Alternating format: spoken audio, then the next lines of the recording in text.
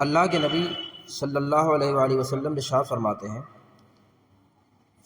جس شخص کے پاس اتنا مال ہو کہ وہ نکاح کر سکے اور پھر بھی وہ نکاح نہ کرے، وہ ہم میں سے نہیں، یعنی اس نے میرے طریقہ کار کو جو لایا ہوا ہے اسے چھوڑ دیا۔ مال ہونے کے باوجود بھی جو نکاح نہ کرے، اللہ نے وسعت دی ہے، اچھا گھر دیا ہے، لیکن پھر بھی نکاح نہیں کرتا۔ آج ہم جو محرمات پر بیان کریں گے، اللہ تعالیٰ نے تفصیل سے قرآن پاک میں اس کو بیان فرمایا۔ پارہ نمبر 4 اس کا آخری جو رکوع ہے وہ اسی پر مشتمل ہے کہ کون سی عورتیں آپ کے لیے حرام ہیں۔ اللہ فرماتا ہے وَلَا تَنْكِحُوا مَا نَكَحَ آبَاؤُكُم مِّنَ النِّسَاءِ، ان عورتوں سے نکاح نہ کرو جن سے تمہارے باپ داداؤں نے نکاح کیا۔ پھر قرآن یہ باتیں کہنے کے بعد بیان فرماتا ہے جو پیچھے ہوا تو ہوا، یعنی آگے ایسا نہ ہو، کیونکہ پچھلے زمانے میں ان چیزوں کا لحاظ نہیں رکھا جاتا تھا کہ لوگ نکاح کر لیتے تھے، لیکن قرآن نے اب اس کو جو ہے حرام کر دیا۔ پھر اور باتیں حرام ہوئیں، حرمت علیکم امہاتکم و بناتکم و اخواتکم و عماتکم و خالاتکم۔ اب میں ترجمہ پڑھ دیتا ہوں، آیت تو بہت طویل ہے۔ اللہ فرماتا ہے تم پر حرام ہیں تمہاری مائیں، تمہاری بیٹیاں، تمہاری بہنیں، تمہاری پھوپھیاں اور تمہاری خالائیں، تمہاری بھتیجیاں، تمہاری بھانجیاں۔ یہ عورتیں ایسی ہیں جن کا میں نے ذکر کیا کہ ان سے کبھی نکاح نہیں ہو سکتا اور ہمارے یہاں کوئی کرتا بھی نہیں۔ اور تمہاری وہ مائیں جنہوں نے تمہیں دودھ پلایا، جس کا آپ نے دودھ پیا ہو اس سے آپ کا نکاح نہیں ہو سکتا، اور جس عورت کا دودھ پیا اس کی بیٹی سے آپ کا نکاح نہیں ہو سکتا، اور دودھ کی بہنیں، قرآن کہتا ہے وَأَخَوَاتُكُم مِّنَ الرَّضَاعَةِ، اور وہ بہنیں جو تمہاری دودھ شریک ہیں، اور تمہاری عورتوں کی مائیں یعنی تمہاری ساسیں، ان سے تمہارا نکاح نہیں ہو سکتا۔ تو قرآن نے ان کا ذکر کیا، اور آخر میں وَأَن تَجْمَعُوا بَيْنَ الْأُخْتَيْنِ، جب ایک بہن نکاح میں ہو تو دوسری بہن سے نکاح نہیں ہو سکتا۔ یہ تو قرآن پاک تھا جو ہم نے آپ کے سامنے مسلسل بار رکھا۔ جو محرم عورتیں ہیں جن سے نکاح نہیں ہوتا وہ 9 قسم کی ہیں۔ پہلی قسم ہماری نسب سے ہوتی ہیں، جو قرآن نے بیان کر دیا، ماں، بیٹی، بہن، پھوپھی، خالہ، بھتیجی، بھانجی، یہ تو ہمارے نسب سے ہوئی، اسے کہتے ہیں حرمت نسب، نسب کی وجہ سے حرام ہے۔ ایک ہوتی ہے حرمت مصاہرت، دوسری قسم۔ پہلی قسم آپ لوگ سمجھ گئے، وہ خاص جو اپنے نسب سے پیدا ہوتی ہے، ہمارے یہ ساتھ ہوتی ہیں۔ حرمت مصاہرت اسے کہتے ہیں جب ہم نے نکاح کر لیا تو نکاح کرنے کے بعد اب کچھ نئی عورتیں ہم پر حرام ہو گئیں، جیسا کہ ایک مثال جو قرآن میں ہی تھی کہ بیوی کی ماں اور بیوی کی بہن، یہ بھی ہم پر ہمارے لیے حرام، ان سے ہم نکاح نہیں کر سکتے۔ بیوی کی بہن سے تو اگر بیوی کا انتقال ہو جائے یا بیوی کو طلاق دے دی، اس کی عدت گزر جائے تو اس کے بعد بہن سے تو نکاح کا راستہ بنتا ہے، لیکن ماں سے پھر کبھی نکاح نہیں کر سکتے، کیونکہ وہ آپ کی اب ماں کے داخل ہو گئی، آپ کی ساس جو ہے آپ کی ماں کے داخل ہو گئی۔ اسے کہتے ہیں حرمت مصاہرت۔ اب یہ ایسا نہیں ہے صرف جائز طور پر ہی قائم ہوتی ہے، یعنی جس سے آپ نے نکاح کر لیا تبھی اس کی عورت سے آپ نکاح نہیں کر سکتے، یعنی آپ نے کبھی گناہ کے طور پر بھی کسی عورت کو اگر شہوت سے چھوا ہوگا تو آپ اس کی بیٹی سے کبھی نکاح نہیں کر سکتے، اس کی بیٹی آپ پر ہمیشہ کے لیے حرام ہو گئی۔ اسی طریقے سے اگر کسی لڑکی کو آپ نے شہوت کی نیت سے چھوا ہوگا، شہوت کے ساتھ چھوا، تو اس کی ماں سے آپ کبھی نکاح نہیں کر سکتے، بلکہ یہ مسئلہ شادی کے بعد بھی قائم رہتا ہے۔ یہ بہت اہم مسئلہ ہے اور اس مسئلے سے لوگ غافل بھی ہیں، اور جتنے لوگ یہاں سن رہے ہیں ان سے میری گزارش ہے کہ اس مسئلے کو زیادہ سے زیادہ لوگوں تک پہنچائیں۔ وہ یہ کہ شادی کے بعد اگر کسی شخص نے اپنی ساس کو شہوت کی نیت سے چھوا، شہوت کی نیت سے اپنی ساس کو چھوا، تو اس کی بیوی اس کے نکاح سے ہمیشہ ہمیشہ کے لیے نکل گئی۔ طلاق آدمی دے دیتا ہے تو یہ ہوتا ہے کہ 3 طلاق دے دی تو حلالہ ہوگا، واپس آ جائے گی، کنڈیشنیں ہیں اس کی۔ 1 طلاق دے دی، 1 طلاق دی یا 2 ہوئیں تو پھر تو یوں ہی رجعت ہو سکتی ہے، بغیر نکاح کے بھی رجعت ہو جاتی ہے۔ لیکن یہ جو مسئلہ ہے ساس والا، کسی کا ساس سے ایسے معاملات ہو جائیں شہوت کے ساتھ، تو پھر بیوی ہمیشہ کے لیے نکاح سے نکل گئی، پھر نکاح میں کوئی لانے کا کوئی راستہ نہ بچا۔ اسی طریقے سے یہ رشتہ ابھی تو عورت کا تھا، حرمت مصاہرت، لیکن یہ رشتہ آدمی کی طرف سے بھی ہوتا ہے، یعنی ہماری جو بیوی تھی، ہمارا باپ اس کا باپ ہوا۔ اب اگر یہ معاملات کسی کے اپنے سسر سے ہو جائیں تو اس کی بیوی اپنے شوہر کے لیے حرام ہو گئی۔ سمجھ میں آ رہا آپ لوگوں کی؟ سمجھ پا رہے نہیں پا رہے ہیں آپ؟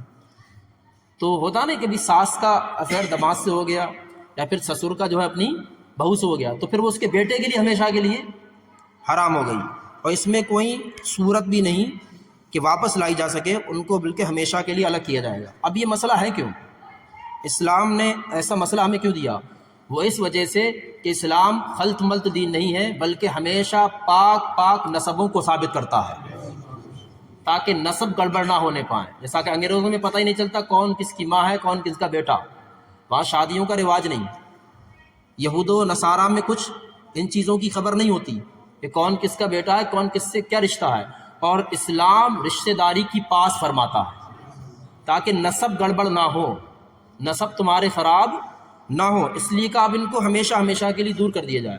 بلکہ ان کی یہاں اس کے طریقہ کار بھی کیا ہے، جو نکاح کے طریقے ہیں شادیوں کے۔ عیسائیوں میں تو یہ ہے کہ انگوٹھی پہنا دی، شادی ہو گئی۔ ہندو دھرم میں اگنی کو ساکشی مانا، شادی ہو گئی۔ اگر اب انہیں شادی اپنی ثابت کرنا پڑے، ثابت کرو، تو آگ تو گواہ دے گی نہیں، گواہی دے گی نہیں، انگوٹھی تو گواہی دے گی ان کی شادی ہوئی ہے۔ اسلام اتنا پاکیزہ مذہب ہے، اسلام کہتا ہے 2 گواہ لاؤ جو عقل مند بھی ہو، مسلمان بھی ہو، باشرا بھی ہو، تاکہ کوئی اگر انکار بعد میں کر بیٹھے تو یہ کہے کہ ہم نے ہاں نکاح کرایا ہے۔ تو اسلامک لا نکاح کی دنیا کو سب سے زیادہ پسند ہے، اسی لیے جو کورٹ میرج ہوتی ہے اس میں بھی لا کا سسٹم یہ ہے کہ وہ 2 گواہوں کے نام لکھتے ہیں، وہ 2 گواہوں کے نام لکھتے ہیں۔ اور قرآن بھی جگہ جگہ پر فرماتا ہے کہ نکاح ہی نہیں بلکہ کوئی بھی معاملات ہوں تو تم اس میں اپنے گواہ بناؤ، اس میں اپنے گواہ بناؤ۔ جب تم اس کے گواہ بنا لوگے تو اس کا بدلہ دینا اللہ کے ذمے ہے، اور تم نے گواہ نہ بنائے تو بندے تمہارا معاملہ تمہارے ذمے ہے۔ تو قرآن کہتا ہے کہ کوئی بھی معاملات ہو، نکاح ہی نہیں بلکہ تم اپنے ہر چیز میں گواہ بناؤ۔ تو حرمت مصاہرت بیوی کی طرف سے بھی ہوتی ہے اور شوہر کی طرف سے بھی ہوتی ہے، بیوی کا سسر سے معاملات ہو جائے اور داماد کا اپنی ساس سے۔ اللہ تبارک و تعالیٰ تمام برے کاموں سے ہمیں اپنی پناہ میں رکھے۔ اس کے بعد ایک حرمت اور قائم ہوتی ہے جسے کہتے ہیں حرمت ملک، لیکن اب یہ مسئلے اٹھ چکے ہیں، یعنی باندی کے، غلام کے، کیونکہ پہلے آدمی غلام ہوتے تھے، عورتیں باندیاں ہوتی تھیں۔ تیسری قسم ہے، 5ویں قسم، حرمت بالشرک، یعنی مشرکہ عورت سے مسلمان کا نکاح نہیں ہو سکتا، مسلمان کا نکاح مسلمان سے ہی ہوگا۔ ابتدائی دور میں یہ تو جائز تھا کہ کتابیہ عورت سے نکاح ہو جاتے تھے، یعنی یہود و نصارہ سے، لیکن بعد میں اس حکم کو معطل کر دیا گیا، یعنی چھوڑ دیا گیا، کیونکہ عیسائی یہودی جو ہوتے ہیں ایسا کرتے تھے، اپنی بیٹیوں کو مسلمانوں کے گھر میں دے دیتے تھے اور پھر یہودیت کی تعلیم کو پھیلایا کرتے تھے، تو پھر جو ہے اس کو ختم کر دیا گیا۔ دوسری وجہ اس کی یہ بھی ہے کہ آج کے اہل کتاب نہ رہے، یعنی یہود و نصارہ جو ہیں وہ اہل کتاب کہلاتے ہیں، ان کا مذہب بھی الہامی مذہب ہے، یہود و نصارہ کا جو کتاب قرآن میں موجود ہے ان کے مذہب کا ذکر، لیکن آج کی یہود و نصارہ اپنے مذہب پر بھی قائم نہ رہے، یعنی وہ کافر ہی ہو گئے، ان پر نماز فرض تھی وہ نماز نہیں پڑھتے، ان پر بہت سی چیزیں تھیں وہ کام کریں، لیکن آج یہودی اپنے مذہب پر قائم ہے، نہ عیسائی اپنے مذہب پر قائم ہے، ایک مسلمان ہے جو اسلام پر قائم ہے۔ اسی لیے مسلمانوں کو حکم ہوا یا ایھا الذین آمنوا ادخلوا فی السلم کافہ، اے ایمان والو اسلام میں پورے داخل ہو جاؤ، ان تمام باتوں پر عمل کرو جو تمہارے سامنے بیان کی گئیں۔ اللہ کے نبی صلی اللہ علیہ وآلہ وسلم کی بارگاہ میں اگر عورتیں اپنے معاملات لے کر آتی تو حضور ان کے معاملات کو سلجھایا کرتے، اور حضور یہ حکم فرماتے بہتر یہ ہے کہ تم اپنے پہلے شوہر کے پاس رہو، کیونکہ تم ہو سکتا ہے تمہیں سمجھ نہیں آتا، بعد میں جب تم دوسرا نکاح کرو اور وہ شوہر تمہیں سمجھ میں نہ آئے تو پھر تم سوچو گی کہ میرے لیے پہلے والا شوہر ہی بہتر تھا۔ اسی لیے مردوں کو حکم ہوا کہ تم اپنی پہلی والی بیویوں کے ساتھ رہو، اگر تم ایسا سوچو کہ یہ عورت صحیح نہیں اور تم اسے چھوڑ بیٹھو اور پھر تم دوسرا نکاح کرو اور تمہیں وہ عورت سمجھ میں نہ آئے، تم پھر سوچو کہ وہی پہلی والی عورت بہتر تھی۔ کتنے معاملات میں ایسا ہوا ہے کہ پہلے طلاق ہو گئی، چھوڑ دیا، اور بعد میں انہوں نے ناجائز رشتے پھر قائم کر لیے۔ تو اسی لیے حکم ہوا۔ اب نیک عورت کی ایک علامت اور میں آپ کو بتا دوں، غالباً ایک بزرگ کا واقعہ ہے، یا حدیث نہیں میں نے کہیں پڑھا ہے، اس وقت حوالہ میرے ذہن میں موجود نہیں ہے اس کا، نہ اس میں لکھا ہے جو میں آپ کو سنا رہا ہوں۔ ایک عورت جھگڑا کرتی ہوئی رسول اللہ کی بارگاہ میں آئی، عرض کی یا رسول اللہ، مرد بھی دونوں، معاملات یہ تھا کہ وہ ایک دوسرے کے ساتھ رہنا نہیں چاہتے، ایک دوسرے کے ساتھ رہنا نہیں چاہتے۔ تو رسول اللہ فرماتے عورت میرا مشورہ یہ ہے تو اسی شوہر کے ساتھ رہے۔ تو وہ عورت عرض کرتی ہے یا رسول اللہ یہ آپ کا حکم ہے یا مشورہ ہے، یہ حکم ہے یا مشورہ ہے؟ تو حضور ارشاد فرماتے ہیں میرا یہ تیرے لیے مشورہ ہے، حکم نہیں ہے۔ تو عورت کہتی ہے یا رسول اللہ پھر آپ مجھے ان سے جدا کر دیں۔ تو دوسرے صحابہ پوچھتے ہیں، صحابیات، آپ نے یہ کہ پوچھا کہ مشورہ یا حکم ہے؟ تو کہا اس لیے پوچھا اگر حکم ہے تو ہر حال میں منظور ہے۔ صحابیات کا عقیدہ دیکھیے، کہتے ہیں اگر رسول اللہ فرماتے حکم ہے تو پھر تو جو حال ہو پھر تو رہنا ہے، لیکن رسول اللہ کی بھی شان دیکھیے کہ دوسرے کی زندگیوں میں دخل نہیں دیتے، کہتے ہیں کہ میرا تجھے حکم نہیں ہے، تیری نجی معاملہ ہے، تیری زندگی ہے، میرا تیرے لیے مشورہ ہے، رہنا چاہے تو رہے ورنہ چھوڑنا چاہے تو چھوڑ دے۔ ایک صحابی آیا عرض کیا رسول اللہ میری بیوی بہت پریشان کرتی ہے اور میرا حق ادا نہیں کرتی، حق ادا نہیں کرتی یعنی نوافل کثرت سے پڑھتی ہے، روزہ رکھتی ہے۔ تو حضور نے اس موقع پر ارشاد فرمایا جو عورتیں اپنے شوہروں کی خدمت کرتی ہیں اللہ اسے نفل کا ثواب بھی عطا فرماتا ہے، روزوں کا ثواب بھی عطا فرماتا ہے۔ عورت پر حق ہے کہ وہ اپنے شوہر کا حق ادا کرے۔ تو ایک شخص لڑتا ہوا نبی پاک کی بارگاہ میں آیا، عرض کیا رسول اللہ میری بیوی میرا حق ادا نہیں کرتی، مجھے پریشان کرتی ہے، وہ صحیح سے نہیں رہتی، چال چلن اس کا معاملات اچھے نہیں ہیں۔ تو حضور نے پوچھا یہ بتا جب تو کہیں چلا جائے تو تیرے پیچھے میں تیرے مال کی حفاظت کرتی ہے؟ اس نے عرض کی یا رسول اللہ ہاں میرے مال کی حفاظت کرتی ہے۔ جب تو کہیں چلا جائے تیری اولاد کی اچھی تربیت کرتی ہے؟ عرض کی ہاں یا رسول اللہ اولاد کی تربیت کرتی ہے۔ کہا جب تو چلا جائے تیرے پیچھے میں اپنے جان کی حفاظت کرتی ہے یعنی غیر مردوں سے دور رہتی ہے جنہیں تو پسند نہیں کرتا؟ عرض کی ہاں یا رسول اللہ۔ تو سرکار نے ارشاد فرمایا دنیا کی سب سے نیک خاتون ہے، وہ تمہارے دنیاوی معاملات ہیں جن کی وجہ سے تم جھگڑتے رہتے ہو۔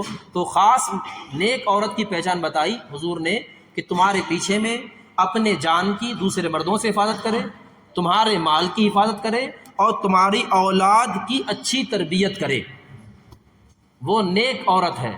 باقی پھر وہ دنیاوی تمہارے معاملات ہیں، کیونکہ شیطان سب سے زیادہ خوش تب ہوتا ہے جب کوئی شوہر اور بیوی میں جھگڑا ہو جاتا ہے، شوہر اور بیوی میں جھگڑا ہو جائے تو شیطان سب سے زیادہ خوش ہوتا ہے۔ ایک طالب علم کے تعلق سے حکایت تھی کہ طالب علم کو پڑھائی سے روک لے تو شیطان سب سے زیادہ خوش ہوتا ہے ایک روایت میں، لیکن ایک روایت یہ بھی ملتی ہے شیطان اپنا تخت پانی پر لگاتا ہے اور پوچھتا ہے کہ تم میں سب نے آج کس نے کیا کیا کام کیا؟ تو کوئی بتاتا ہے میں نے فلاں کام کرایا، میں نے فلاں گناہ کرایا، میں نے فلاں گناہ کرایا۔ ایک شخص کہتا ہے میں نے آج میاں بیوی میں جھگڑا کرا دیا، تو شیطان کھڑا ہوتا ہے اسے گلا لگاتا ہے، کہتا ہے تو نے سب سے اچھا کام کیا۔ ایک روایت میں یہ بھی ملتا ہے۔ تو میاں بیوی کا آپس میں اچھا رہنا یہ ان کی اولاد کے لیے بھی اچھا ہوتا ہے، اولاد کی تربیت کے لیے۔ جب ہمارے خود کے معاملات اچھے نہ ہوں اور ہم آپس میں جھگڑا کریں تو اس کا اثر ہماری اولاد پر بہت زیادہ پڑتا ہے۔ تو یہ جو عورتیں ہم پر حرام تھیں، ایک تھی حرمت نسب، اس پر سب کا عمل ہے، حرمت مصاہرت جس پہ ہمیں آپ کو توجہ دینا ہے، یعنی جو عورتیں بیوی کی طرف سے حرام ہوتی ہیں، جب ہماری بیوی ہمارے نکاح میں آئی تو اس کی پھوپھی سے ہم نکاح نہیں کر سکتے، اس کی خالہ سے ہم نکاح نہیں کر سکتے، اس کی بھتیجی سے ہم نکاح نہیں کر سکتے، کیونکہ جو رشتے آپ کے اپنے باپ کی جانب سے تھے وہی رشتے آپ کی بیوی کی جانب سے ہو گئے، وہی رشتے آپ کے ادھر سے قائم ہو گئے۔ اسی طریقے سے ان کی عزت بنتی ہے، اسی لیے حضور نے عورتوں کی عزت کرنے کا حکم دیا کہ جو شوہر اپنی عورتوں کی عزت نہیں کرتے ان کی عورتیں بے حیا ہو جاتی ہیں، وہ پھر بے حیا ہو جاتی ہیں، اور بے حیا ہونے کے ساتھ ساتھ وہ بے باک بھی ہو جاتی ہیں، یعنی بے زبان اور بے لگام بھی ہو جاتی ہیں۔ اسی لیے حضور نے ارشاد فرمایا کہ اے مردوں، اللہ تعالیٰ نے تمہیں سیدھا بنایا ہے اور تمہاری جنس سے تمہاری دوسری جنس یعنی عورت کو پیدا کیا ہے، اور وہ تمہاری ٹیڑھی پسلی سے پیدا کی گئی ہے، تمہاری ٹیڑھی پسلی سے پیدا کی گئی ہے، تم اسے سیدھا کرنے کی کوشش نہ کرو ورنہ وہ ٹوٹ جائے۔ ایک اور وہ قسم کی عورتیں کہ جن عورتوں کا نکاح ہو چکا ہو، یعنی دوسرے کے نکاح میں ہو تو اس سے نکاح نہیں ہو سکتا، بلکہ عدت میں ہو تب بھی نکاح نہیں ہو سکتا، چاہے عدت طلاق کی ہو چاہے عدت موت کی ہو۔ اسی طریقے سے حمل والی عورت کا نکاح ہو سکتا ہے، لیکن وہی شخص اس سے نکاح کر سکتا ہے جس کا وہ حمل ہو۔ اگر اس کا نکاح کسی دوسرے کے ساتھ ہوا تو وہ اس سے مل نہیں سکتا، اس وجہ سے کہ وہ حمل کسی اور کا ہے، اور بہتر ہے کہ اس کا نکاح ہی نہ کیا جائے، اگر ہو تو اسی کے ساتھ کیا جائے جس کا کہ حمل ہے۔ اسی طریقے سے ایک مسئلہ یہ ہے عدد کا کہ ایک وقت میں آدمی صرف 4 ہی عورتیں نکاح میں رکھ سکتا ہے، 5ویں سے نکاح کرے گا تو نکاح باطل ہو جائے گا، صرف 4 ہی عورتیں ایک وقت میں نکاح میں رہ سکتی ہیں۔ اسی طریقے سے نکاح متعو یہ بھی حرام ہے، وہ یہ اس نکاح کو کہتے ہیں کہ ایک وقت معین کر کے نکاح کرنا، کہ میں کچھ وقت کے لیے نکاح کر رہا ہوں، تو یہ بھی جائز نہیں، بلکہ چاہے 100 برس 200 برس ہی کے لیے کیوں نہ طے کرے تو یہ بھی جائز نہیں ہے، اور یہ بھی نکاح نہ ہوا۔